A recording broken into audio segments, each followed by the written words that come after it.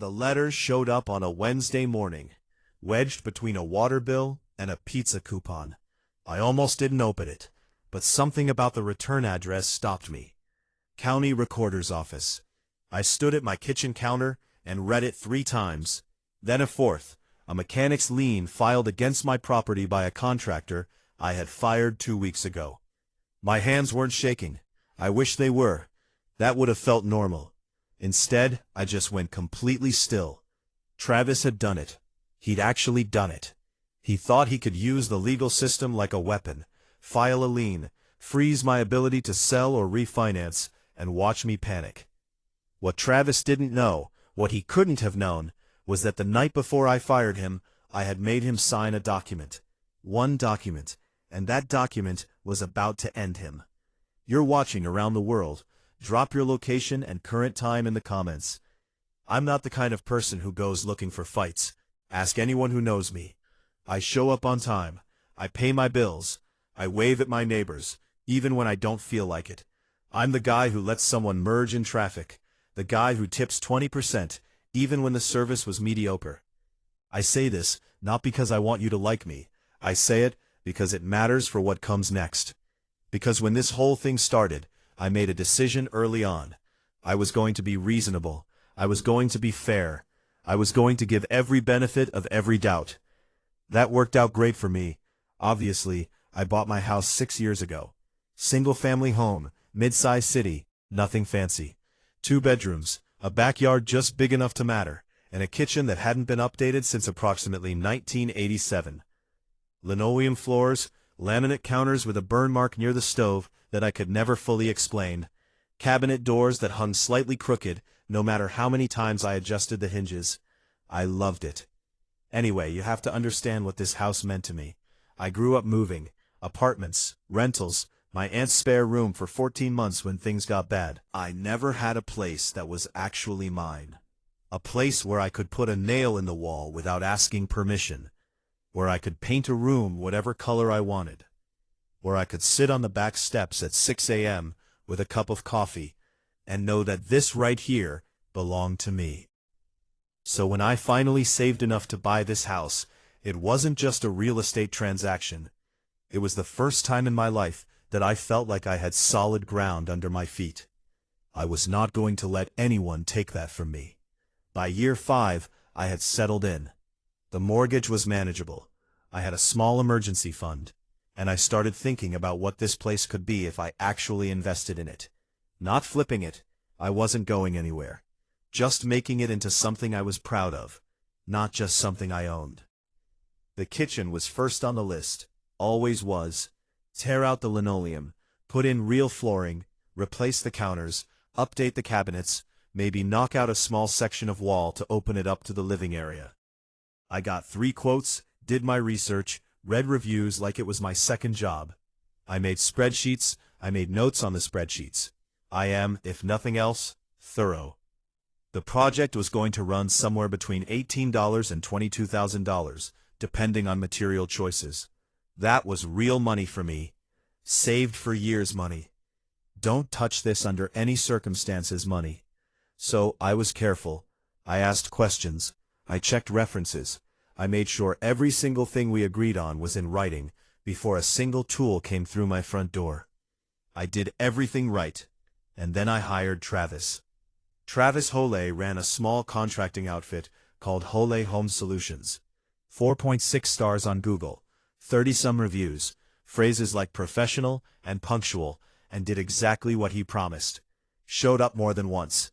One reviewer called him the only honest contractor in the city. I remember reading that one and thinking, okay, this is the guy. He showed up to the court appointment in a clean truck, logo on the door. He wore a collared shirt, which I know sounds like a low bar, but you'd be surprised how many contractors show up to a first meeting looking like they just rolled out from under a car. Travis was different. He walked through my kitchen slowly, nodding like he was listening to it. Took measurements, asked about my timeline, my priorities, whether I was attached to any of the existing layout. He had an opinion about the wall I wanted to knock out, said he'd seen that done wrong 100 times, and if I was going to do it, He wanted to make sure we did it right. I liked that. I liked that he pushed back a little. His quote came in at $19,400, right in the middle of my range. We negotiated briefly, not aggressively, just professionally, and landed at $188 with a clear payment schedule. 30% upfront, 30% at the midpoint milestone, the final 40% upon completion.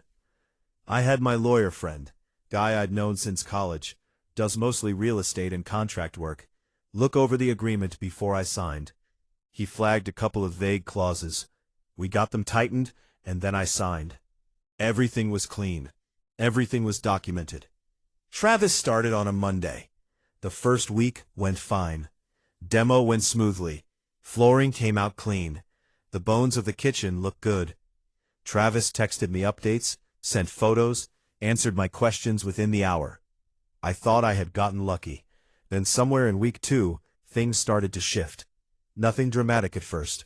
Just small things that I filed away in the back of my mind, without fully registering what I was collecting. Travis started showing up later. Not by hours, by enough. 11 instead of 9, noon instead of 10 o'clock. When I mentioned it, he said his other crew had run into a problem, and he had to redirect some people. Made sense. I let it go. The workers changed. First, it was a 2-man crew I recognized from day one. Then one of them was replaced by someone new. Then both of them were replaced by 2 completely different people. I asked Travis about it casually, not accusatorially. He shrugged it off. Said he had multiple projects running and rotated his guys based on skill sets needed. I let that go too. Then there was the materials question. I had specifically chosen a mid-range flooring brand we had discussed in detail during the quote process. One afternoon, I came home and noticed the boxes stacked along the wall looked different. Different brand. I checked the product. It was a lower grade than what we had agreed on. I brought it up. Travis told me my original choice had a supply issue, and this was the equivalent replacement. When I asked to see documentation of that, an email from the supplier, anything, he told me he didn't keep that kind of paperwork. I felt something shift in my chest. Not panic, just attention. The kind of attention you pay when something doesn't quite add up, but you can't yet say exactly why. I told myself I was being paranoid. The reviews were good. The contract was solid. Travis had seemed so professional on day one. Every review said he was reliable. I would learn soon enough that those reviews were about a version of Travis Haley that no longer existed, if he ever had. Week 3 started on a Thursday. I remember because I had taken a half day from work to be home when Travis arrived. I wanted to see the progress in person. The flooring should have been mostly laid by that point, and we were supposed to be talking about cabinet installation timelines. Travis showed up at 12:40. I didn't say anything about the time. What I saw when I walked into the kitchen stopped me at the doorway. The flooring, the wrong flooring, the brand we had already argued about was laid. But it wasn't right. There was a gap along the far wall, maybe a 1/4 inch, inconsistent in places and wider in others. The transition strip near the dining area was crooked, and in the corner by the back door, 2 planks were visibly misaligned, one riding up slightly over the other, like they hadn't been properly acclimated before installation. I pulled out my phone and took photos, quietly, without making it a moment. Then I turned to Travis and asked him as calmly as I could manage what had happened there. He looked at the floor, then he looked at me. Then he said, and I am not exaggerating, that's within industry tolerance. I asked him to show me where in our contract it defined industry tolerance for visible flooring gaps. He didn't answer that. Instead, he pivoted smoothly, like he'd done it before, and started talking about the cabinets. Said he'd found a better supplier, better product, and the price difference was going to be about $2,000 more than what we had contracted. Materials costs, he said. Everything was up right now. You know how it is. I did not know how it was, and I told him so. He shifted his weight, crossed his arms, and for the first time I saw the version of Travis that had been hiding behind the collared shirt and the clean truck. His voice didn't get louder exactly. It got flatter, harder. He told me that if I wanted quality work, I needed to understand that quality cost money. He told me that contractors who charged less were cutting corners I couldn't even see yet. He told me, and I want you to hear this clearly, he told me that I should be grateful he was still on this job. Grateful. I let the silence sit for a moment. Then I told him I wanted an itemized breakdown of every material cost from the start of the project to present. Receipts, supplier invoices, everything. I wanted it in writing within 48 hours. Travis laughed. Not a real laugh, the kind that's meant to make you feel small. He told me he didn't answer to his clients like an employee. He told me he was a business owner, and I had hired him to do a job, not to babysit me through every purchasing decision. I said nothing. I just looked at him. He left 20 minutes later, his crew left with him. That night, I sat at my kitchen counter, the old one, the one with the burn mark, because the new one hadn't been installed yet, and I went through everything. Every text, every email, every photo I had taken since day one. I made a folder on my laptop. I labeled it simply, Travis. I called my lawyer friend that same night, laid out everything. The flooring quality, the material switch, the refusal to provide receipts, the attitude shift. He listened without interrupting. When I finished, he was quiet for a moment. Then he said, "Don't pay him another dollar until you have documentation, and start thinking about whether you want to finish this with him or cut it clean." I already knew the answer. I think I'd known it since the moment Travis told me I should be grateful. But I wasn't ready to act yet. I wanted to give it one more chance, not for Travis's sake, but for mine. I needed to know that when this was over, I had done everything a reasonable person could do. So the next morning, I sent Travis a formal email, documented, time-stamped, professional. I outlined my concerns about the flooring installation quality. I requested the itemized material costs in writing. I noted that no additional payments would be made until these items were addressed, and I told him I expected a response within 48 hours. He responded in 6 minutes. The email was 4 sentences long. He told me my concerns were unfounded. He told me the flooring met standards. He told me if I withheld payment, I would face consequences. And he told me he'd be back on site Monday, and he expected things to go more smoothly. Consequences. I read that word 3 times. I forwarded the email to my lawyer friend with one line. "I think we're done here." He replied with 2 words, "Do it." I spent the weekend preparing. Not emotionally. I was already past that. Practically every document organized, every communication logged, everything my lawyer friend had told me to do, done. And on Sunday night, I asked Travis to come by Monday morning, not to continue the project, to sign something. Monday morning, Travis showed up on time. First time in 2 weeks, I noticed that people who sense something is coming tend to suddenly remember their punctuality. He knocked at 8:59, which told me everything I needed to know about how seriously he was taking my email. I opened the door. He walked in like he owned the place. And I mean that in the most literal sense of the attitude. Hands in his pockets, chin up. The kind of body language that says, "I'm doing you a favor just by being here." I offered him coffee. He declined. We sat at the dining table. I had 2 things in front of me. One was a printed termination letter, formal, specific, referencing the contract clauses he had violated, the flooring discrepancies, the refusal to provide material documentation, and the threatening language in his email. My lawyer friend had reviewed it the night before and signed off on every word. The second thing was a 1-page document, a lien waiver, specifically a conditional waiver and release upon progress payment covering all labor, materials, and services rendered to date, in exchange for the partial payment I had already made him. My lawyer friend had suggested it almost as an aside. Get him to sign a release before you hand him anything. Standard practice, he said. Contractors sign them all the time. Most of them don't read them carefully. I slid both documents across the table. Travis picked up the termination letter first. He read it slowly, or pretended to.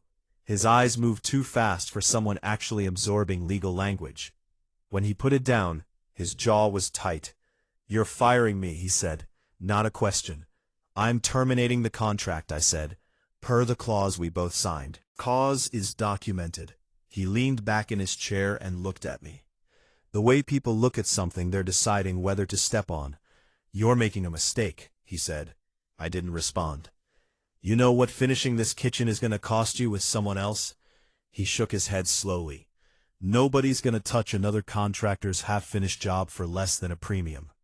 You're going to spend $35,000 to finish what I was doing for 18. I said, "That's my decision to make." His voice dropped. Not quieter, lower, darker. "I have been in this business for 11 years. He said, "I have dealt with clients like you before. People who think they know better. People who waste everyone's time and then act surprised when there are consequences." There was that word again, consequences. "Travis," I said, "I need you to sign the second document before we go any further." He looked down at it, picked it up, read maybe the first paragraph. "What is this?" "It's a lien waiver. It confirms that the payment I've already made you covers all work and materials to date, and that you release any claims against my property related to this project up to this point." He stared at it. "This is standard," I said, which was true, completely true. Contractors sign these constantly when they receive partial payments. It's normal, routine, the kind of paperwork that moves through construction projects every single day. Travis didn't know that, or if he did, he wasn't thinking clearly enough in that moment to care. He picked up the pen, signed it, slid it back across the table without looking at me. I picked it up, confirmed his signature, and set it aside. Then I handed him a check. The amount covered everything paid to date, minus a documented deduction for the flooring discrepancy, calculated, explained in the termination letter. Legally defensible. He looked at the check. His face changed. "This isn't the full midpoint payment. The deduction is itemized in the termination letter. Section 3, paragraph 2. He stood up. "And this is the part I want you to understand." He did not raise his voice at first. He went very, very still. The kind of still that is somehow louder than shouting. "You think this is over?" he said. I stood up too. "Travis, I need you to take your check and leave my property." That's when the volume came. He told me I had no idea who I was dealing with. He told me I would regret jerking him around. He told me his lawyer would be in touch. He told me I'd be hearing from him. I said nothing. I walked to the front door and opened it. He stood there for a moment, 3 seconds, maybe 4, long enough to make sure I understood that he was leaving on his terms, not mine. Then he walked out. I closed the door behind him, locked it, stood there in my entryway for a full minute without moving. My hands were steady. I was surprised by that. I went back to the dining table, picked up the signed lien waiver, and took a photo of it on my phone. Then I walked it to my file cabinet and put it in the Travis folder, behind the contract, behind the termination letter, behind every email and every photo. I remember thinking as I slid the folder back into the drawer, "That's done. It's over." I genuinely believed that I would spend the next 2 weeks thinking it was over. And then the letter from the county recorder's office would show up wedged between a water bill and a pizza coupon.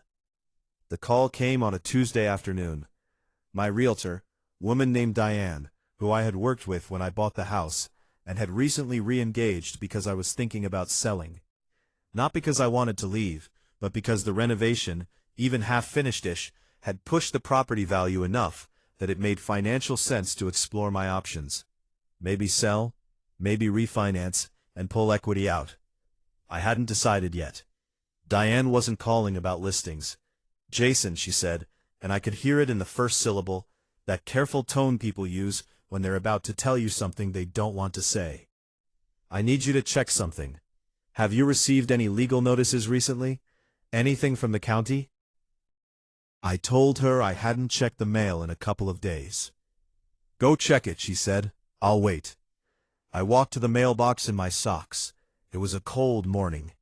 I remember the concrete of the front path under my feet because I stood there for a moment before I opened the box. The letter was there. County Recorder's Office, return address. I didn't recognize at first glance. I opened it standing at the mailbox. Mechanic's lien filed against my property. Claimant, Travis Hole. Hole Home Solutions. Amount claimed, $23,400. I went back inside and told Diane what it said. She was quiet for a moment. Then, "Okay, don't panic, but you need to call a lawyer today." I already had one in mind. Let me explain what a mechanic's lien actually is, because before this happened to me, I only vaguely knew it existed. A mechanic's lien, sometimes called a contractor's lien or a construction lien, is a legal claim that contractors, subcontractors, or suppliers can file against a property when they believe they haven't been fully paid for work or materials. It attaches directly to the property itself, not to you personally, to the house, and that distinction matters enormously, because a lien on your property means you cannot sell it with a clear title. You cannot refinance it. In many cases, it affects your ability to take out any loans secured by the property. It sits there on the public record, visible to any title search, until it is either paid or legally discharged. The process for filing one is in most states remarkably straightforward. A contractor fills out a form, pays a small filing fee, submits it to the county recorder's office, and it's done. There's no hearing, no judge, no requirement to prove the claim is valid before it goes on record. Travis had filed his within the legally allowable window after our termination. He had done it correctly procedurally. The lien was real. It was on record. And the amount he claimed, $23,400, was fabricated from beginning to end. We had contracted for $18,800. I had paid him $9,000 in the initial draw. He was claiming I owed him the full remaining balance, plus additional charges he invented for work he had not completed, using materials he had substituted without authorization. He had built a number out of nothing and filed it against my house. I called my lawyer friend within the hour. His name is Paul. I've known him since our sophomore year of college, and he is without question the most unflappable person I have ever met in my life. Nothing rattles him. It's slightly inhuman. I read him the lien notice over the phone. When I finished, he was quiet for exactly 4 seconds. "Okay," he said. "2 questions. First, do you still have that lien waiver we had him sign, filed, and photographed?" Another pause, shorter this time. "Jason," Paul said, and I could hear something in his voice that I hadn't heard before. Something almost like satisfaction. He has no idea what he just did. "What do you mean?" I asked. "I mean that lien waiver he signed covers everything up to the termination date. His claim is based on work and materials within that exact window. He signed away his right to file this lien the morning you fired him." Paul paused. He filed a fraudulent lien against a property he had already released his claims on, in writing, notarized. I sat down. "So the lien is unenforceable and potentially actionable on your end, depending on your state's wrongful lien statutes." I sat with that for a moment. He thought he was punishing me. I said he was. Paul said he just forgot that punishment requires leverage, and he signed his leverage away for a $9,000 check. But here is the thing about knowing you're right. It doesn't make the problem disappear. The lien was still on record. My property was still encumbered. Diane had already told me that any sale or refinancing conversation was on hold until this was resolved. The title was clouded. That's the term, clouded title. Your house is still yours, but there's a shadow over it that makes it untouchable in any transaction. And resolution, even when you have an airtight case, takes time. Legal processes take time. Filing challenges takes time. Even getting Travis's attorney to respond takes time. I had to sit with a lien on my house that I knew was fraudulent, that I knew I could beat while the clock ticked and my plans sat frozen. And Travis knew that. He had known it when he filed. He wasn't trying to win in court. He was trying to make the process so painful, so disruptive, so expensive in time and stress, that I would eventually call him and offer to settle, pay him something, anything, just to make it go away. That's what a retaliatory lien is at its core. It's not a legal argument. It's a pressure campaign dressed up in legal paperwork. Paul explained it to me the same afternoon. He's betting you don't have the stomach for a fight. Paul said a lot of people don't. They pay $2,000 just to clear the thing and move on with their lives. I asked him what our chances were if we fought it. He didn't hesitate with that waiver. 100%. The only question is how long it takes him to figure out he's already lost. I told Paul to do whatever he needed to do, and then I waited, and I did not call Travis. I did not respond to the one text he sent me 3 days after the lien appeared. A text that said simply, "Ready to talk settlement." I didn't even open it for 6 hours. When I did, I screenshot it, added it to the folder, and went to bed. Let me take you back to the Sunday night before I fired Travis. It was around 9:30. I was sitting at my dining table with my laptop open, and the Travis folder spread out next to me. Printed emails, the original contract, every photo I had taken of the flooring issues. Paul was on the phone with me, walking me through the termination process step by step. We had covered the termination letter. We had covered the check amount and the documented deduction. We had covered what to say, what not to say, and how to handle it if Travis became aggressive. Then Paul said, almost as an afterthought, the kind of thing he throws in at the end of a conversation like it's minor, even when it isn't, "Get him to sign a lien waiver before he leaves." I asked him what that was. He explained it the way Paul explains everything, quickly, cleanly. No unnecessary words. A lien waiver is a document in which a contractor acknowledges receipt of payment and releases any claims against your property related to the work covered by that payment. There are different types: conditional, unconditional, partial, final. What I needed, Paul said, was a conditional waiver and release upon progress payment. It would cover all labor, services, and materials provided up to the termination date, in exchange for the payment I was handing him. "Will he sign it?" I asked. "Probably," Paul said.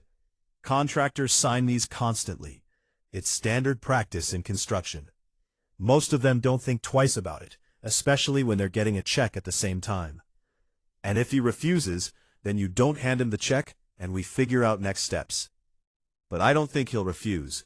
He'll be focused on the termination, on the money, on whatever argument he's planning to have with you. The waiver will look like routine paperwork." Paul sent me a template that night.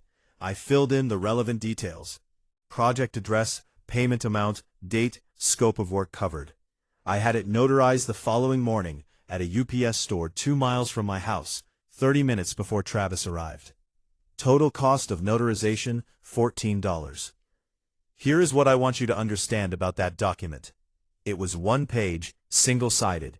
The language was formal but not complicated, clear enough that anyone who actually read it would understand exactly what they were signing away. It stated in plain terms that Travis Hole, doing business as Hole Home Solutions, acknowledged receipt of $9,000 as progress payment for work performed at my property, and that in consideration of said payment, he waived and released any and all claims, liens, or rights to lien against the property arising from labor, services, equipment, or materials furnished through the date of signing. Any and all claims through the day of signing, which was the morning I fired him, which covered the exact window that his fraudulent lien was based on. Travis had sat at my dining table, picked up that document, glanced at the first paragraph, and signed his name. I have replayed that moment many times since, tried to understand what he was thinking, or more accurately, what he wasn't thinking. My best guess is that he was too angry to read carefully, too focused on the termination letter, on the check amount, on the argument he was already composing in his head for whatever came next. The waiver looked like paperwork, routine, forgettable. He signed it in under 30 seconds. When I told Paul that the waiver was signed, notarized, and filed on that Tuesday afternoon, after the lien notice arrived, he went quiet in that particular way of his. Then he said, "Send me a photo right now." I sent it. His response came back in 4 minutes. 3 words: "He's done, Jason." I stared at my phone for a moment, then I called him back. "Walk me through it," I said. "I need to hear it out loud." Paul took a breath. I could hear him settling in. "Travis filed a mechanic's lien, claiming you owe him for work and materials performed during the project," he said. "His entire claim is based on that period from start to termination. But on the morning of termination, before you handed him a single dollar, he signed a document releasing all claims against your property arising from that exact period. So his lien is based on claims he had already legally released. He waived his right to file this lien the moment he signed that document, which means the lien isn't just beatable, it's fraudulent. He filed a lien claiming rights he had already surrendered in writing. I let that sit. In some states, Paul continued, filing a fraudulent or wrongful lien carries penalties. We're talking potential liability on his end. Attorney's fees, damages, sometimes statutory penalties on top of that. He didn't just lose his leverage, he handed you a potential counterclaim. I don't want to sue him, I said. I just want the lien off my house. That, Paul said, is the easy part. I have thought a lot about why Travis signed that waiver without reading it carefully. Part of it was arrogance. Travis was the kind of man who believed that he was always the smartest person in whatever room he was standing in. He had spent 11 years, his words, dealing with clients. He thought he knew how this worked. He thought he knew how I worked. He had already written the next chapter in his head before he sat down at my table that Monday morning. He knew he was getting fired. He knew he was getting a reduced check. And he had already decided somewhere before he knocked on my door that the lien was his response, his move, his way of making sure that I paid one way or another. He was so focused on what he was going to do to me that he didn't notice what he was doing to himself. That one-page document, $14 to notarize, sent to me as a template by a friend, filled out on a Sunday night at my dining table, was the thing that ended him. Not a lawyer, not a judge, not a courtroom. One piece of paper and 30 seconds of arrogance. Paul filed the challenge the following Monday. He called it a petition to release the mechanic's lien, a formal legal filing that puts the burden back on the claimant to prove their lien is valid. In plain terms, we walked into the county recorder's office with documentation and said, "This lien is fraudulent. Here is the proof, and we are formally demanding its removal." The filing included 4 things. The original signed contract between me and Travis, showing the agreed scope of work, payment schedule, and completion terms. The termination letter sent via certified mail, documenting the specific contract violations that justified termination with cause. The photographic evidence, 47 photos taken across 3 weeks, time-stamped, showing the flooring gaps, the misaligned planks, the substituted materials, every visible problem I had quietly documented, while Travis was busy telling me everything was fine, and the lien waiver signed, notarized, dated the morning of termination. Paul submitted everything as a single package, clean, organized, indexed. The kind of filing that tells whoever reads it exactly what happened and exactly why the opposing claim cannot stand. I asked Paul how long this would take. He said it depended on whether Travis fought it or folded. Travis fought it. He hired an attorney within the week, guy named Shepard. According to the paperwork, a small firm that did a mix of construction law and general litigation. Paul knew of him, said he was competent, not exceptional, the kind of attorney who was good enough to tell a client when they had no case, but also the kind who billed hours regardless. Shepard filed a response on Travis's behalf, maintaining that the lien was valid, and the waiver was either improperly executed or did not cover the scope of claims Travis was asserting. Paul read it and called me. "He's stalling," Paul said. "Shepard knows what that waiver says. He's buying time and billing his client for the privilege." "How much time?" I asked. "Not much. The waiver is airtight. There's no legitimate argument against it. Shepard knows that. He's going to advise Travis to drop this. The only question is how long Travis takes to listen." In the meantime, we kept building. Paul pulled Travis's filing history with the county recorder's office. What he found was not surprising, but it was useful. Travis had filed mechanics liens before, 3 of them in the past 4 years, against 3 different property owners. 2 had been settled, meaning the homeowners had paid something just to clear their titles and move on. 1 had been challenged, and eventually withdrawn by Travis before it reached a hearing. He had done this before, multiple times. It was a pattern, not a reaction. Travis didn't file that lien because he was angry. He filed it because it had worked before, because he had learned over years of doing this that most people would rather write a check than fight. That the process itself, the clouded title, the frozen transactions, the attorney fees, the waiting, was painful enough that settlement was easier than truth. I added Paul's findings to the folder. On a Wednesday evening, 11 days after Paul filed our challenge, my phone rang. Travis. I stared at the screen for 4 rings. Then I declined the call and immediately texted Paul. Travis just called me directly. Didn't answer. What do I do? Paul responded in 2 minutes. Don't call back. Don't text back. If he calls again, decline and document. Let me know if he leaves a voicemail. He called again 7 minutes later. I declined again. Then he left a voicemail. I want to read you what he said.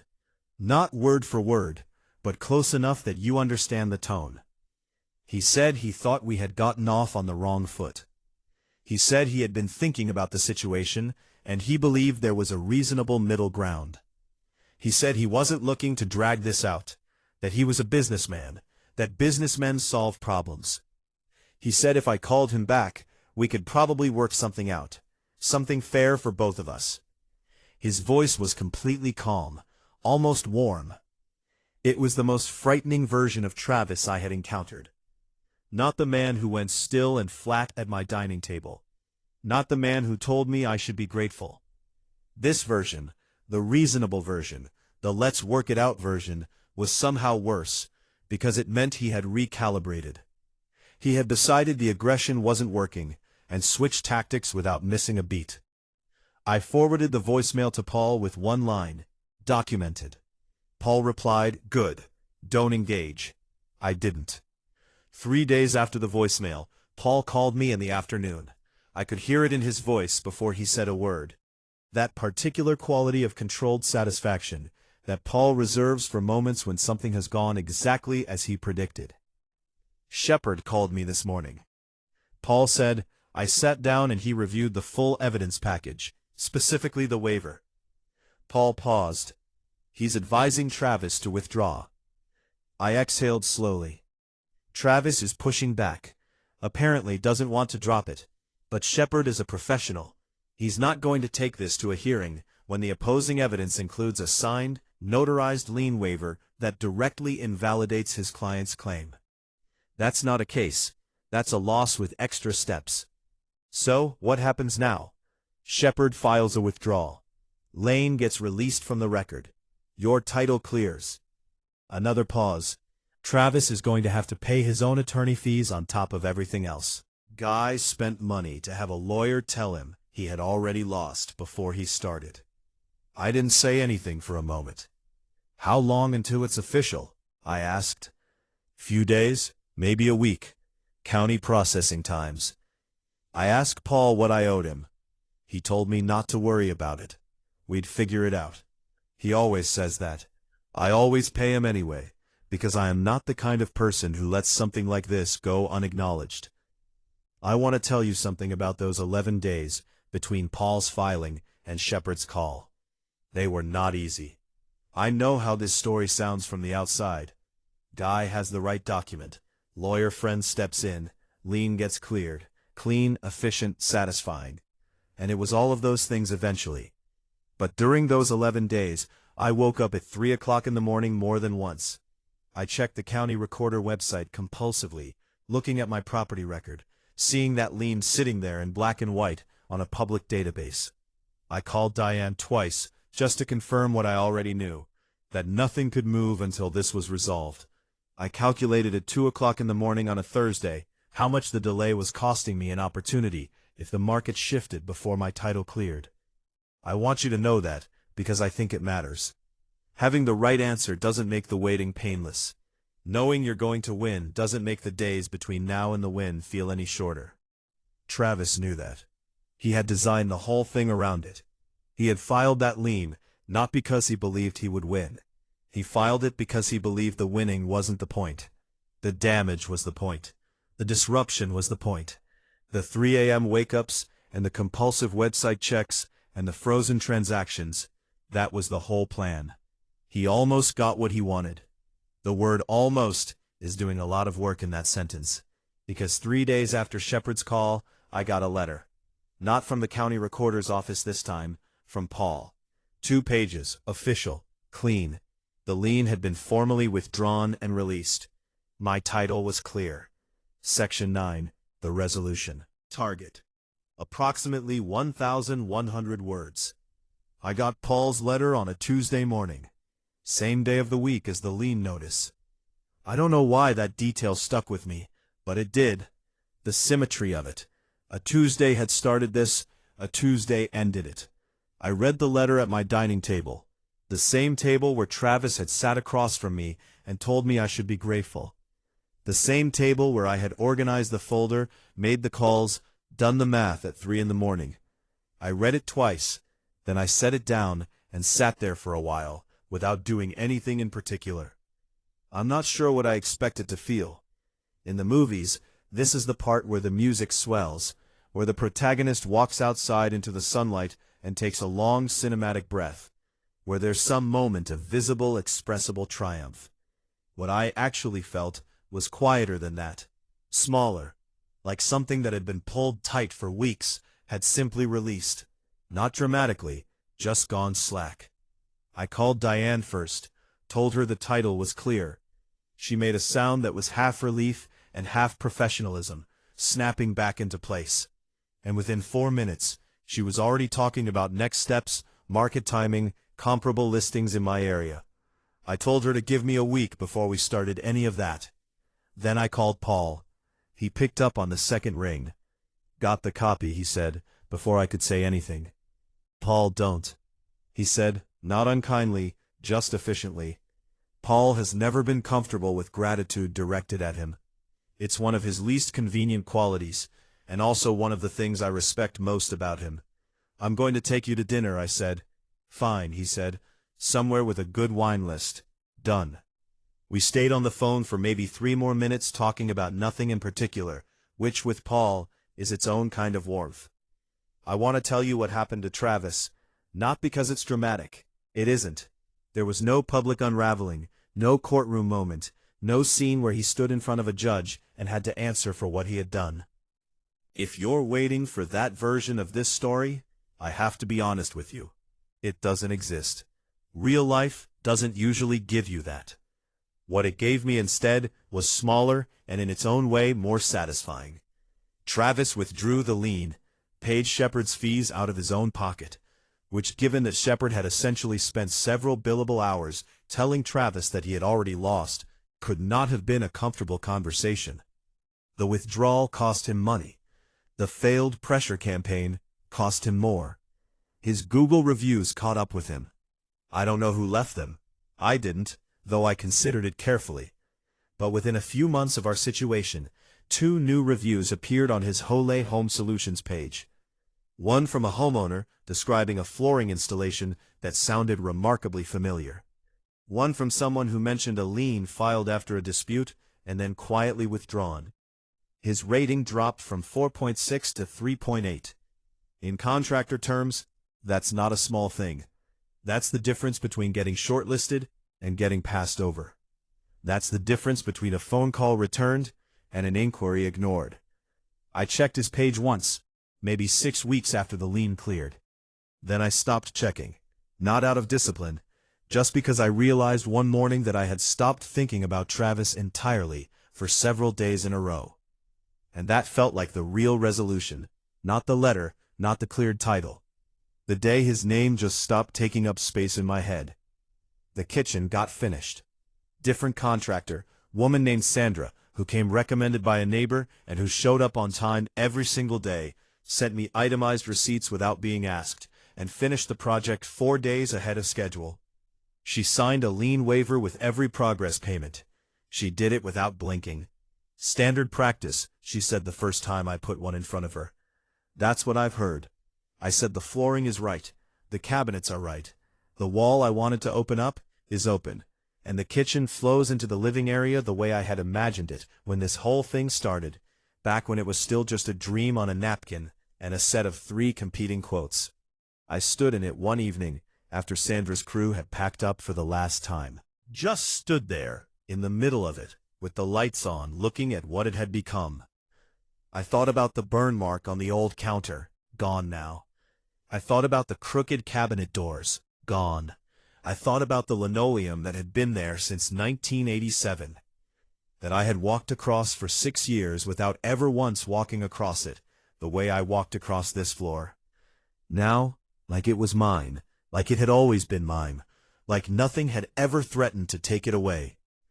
My lawyer friend Paul once told me, not during this whole situation, years before it, in a completely different conversation, that the law is not a system designed to give you justice. It's a system designed to give you process. Justice, he said, is what sometimes happens inside the process if you're careful and you're lucky and you don't give up too early. I thought about that a lot during those 11 days. I had been careful. I had been lucky. Lucky that Paul suggested that waiver. Lucky that Travis was arrogant enough to sign it in 30 seconds. Lucky that I had documented everything from day one. And I hadn't given up. The title is clear. The kitchen is finished. The house is mine. On a Tuesday morning, I sat at my dining table and read a 2-page letter that told me it was over. And then I got up, walked into my kitchen, and made myself a cup of coffee. That was it. That was the whole ending. Sometimes that's enough. I've had some time to sit with all of this now. Enough time that I can talk about it without my jaw tightening. Enough time that the Travis folder, still in my file cabinet, still behind the contract, and the termination letter, and the signed waiver, feels less like evidence, and more like a chapter that closed the way chapters are supposed to close. I want to use that time to tell you some things. Not as a lecture, not as a listicle. Just as someone who went through it, and came out the other side with a clearer understanding of how the world actually works, versus how I assumed it worked before any of this happened. The first thing I learned is that a mechanic's lien is one of the most powerful legal tools available to a contractor, and most homeowners have no idea it exists until it lands in their mailbox. I didn't, not really. I had heard the term. I had a vague sense that contractors could do something if they weren't paid, but I did not understand the mechanics of it. No pun intended. I did not understand that it attaches to the property itself, not the person. I did not understand that it can be filed with almost no barrier, no hearing, no requirement to prove the claim before it goes on public record. I did not understand that a fraudulent lien and a legitimate lien look identical on a title search. If I had understood all of that before I hired Travis, I would have walked into that project differently. Not paranoid, just prepared. So, if you take nothing else from this story, take that.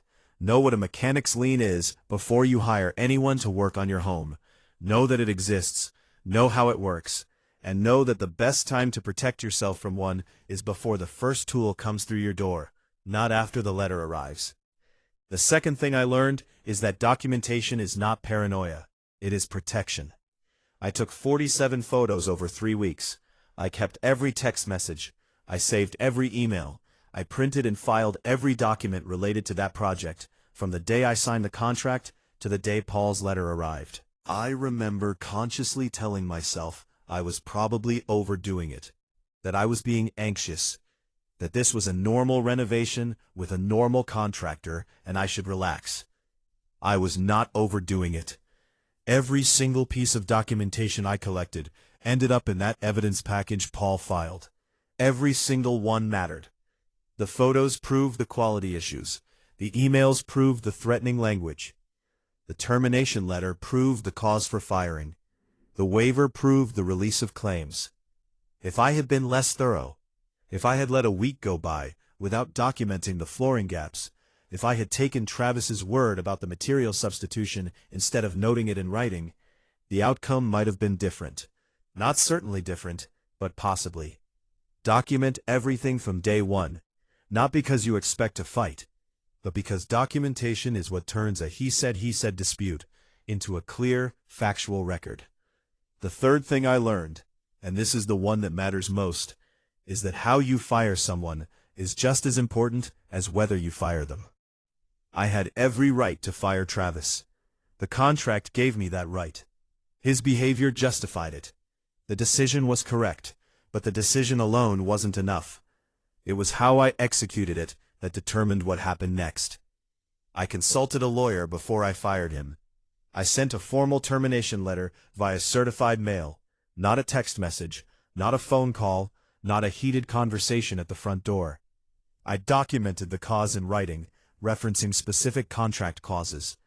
I calculated the deduction precisely and explained it in the letter. I had the check ready, and I got him to sign a lien waiver before I handed him a single dollar.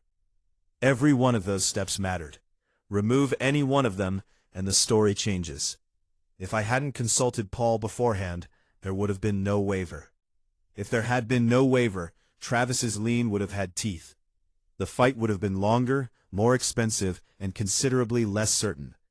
The waiver was Paul's suggestion, but I was the one who prepared it, notarized it, and put it on the table that Monday morning.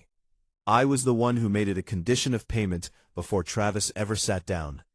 Firing someone the right way isn't just about being professional.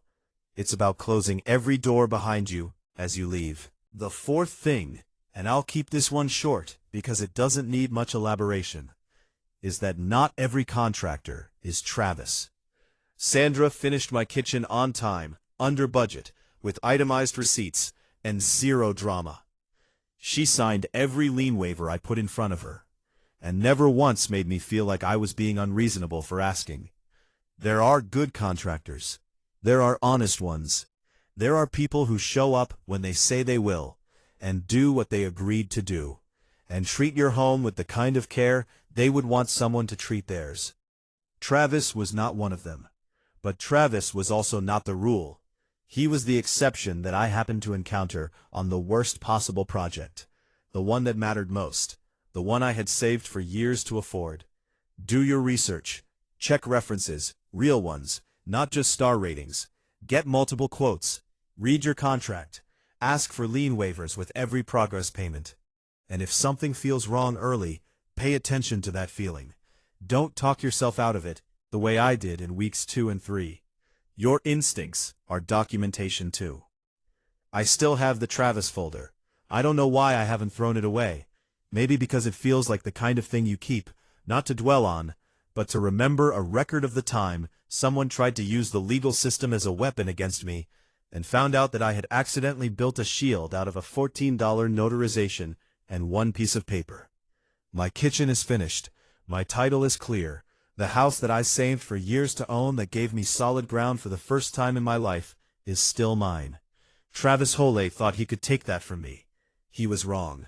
And somewhere in a file cabinet in my dining room, there is a signed, notarized document that proves it. That's my story. If it helped you, if it taught you something, if it made you go look up what a mechanic's lien actually is, then it was worth telling. If you've been through something like this, I want to hear about it. Drop it in the comments. Tell me how it ended. Tell me what you wish you had known. And if you're in the middle of something like this right now, if you're sitting with a legal notice you didn't expect, with a contractor who turned into someone you don't recognize, with a house that suddenly feels less solid than it did last week, hold on. Get a lawyer. Get your documents in order. And do not, under any circumstances, let them make you feel like you have no options. You almost always have more than you think.